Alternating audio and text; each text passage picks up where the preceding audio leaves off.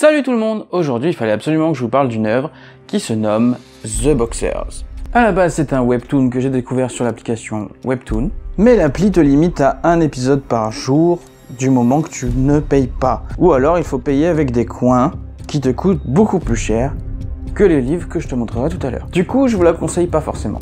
Depuis peu, il y a les 2 premiers tomes qui sont disponibles sur l'application Amazon. C'est un format BD comics un petit peu, je vais vous montrer vite fait. Voilà, un peu comment ça fait.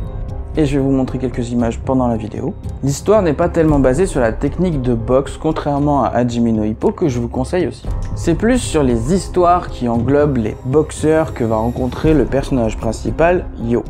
Un jeune qui se fait agresser un jour et qui impressionne un coach de boxe hyper réputé pour avoir formé plusieurs champions dits imbattables par le passé. Comment il l'impressionne? Eh bien en esquivant un coup qui aurait pu le tuer.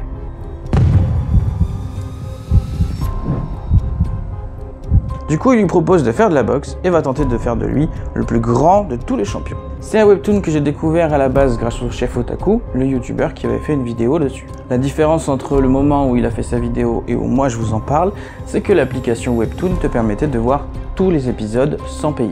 Et moi je vous en parle parce que les tomes sont sortis sur Amazon. Pour le moment, il n'y en a que 2, mais au niveau du nombre de chapitres qu'il y a par livre, ça vaut vachement le coup par rapport à l'application.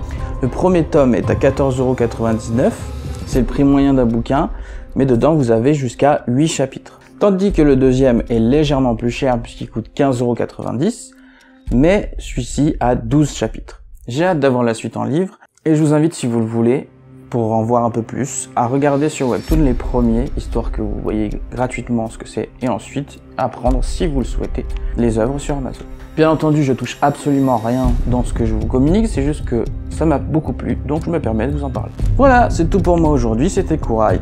A plus, bye.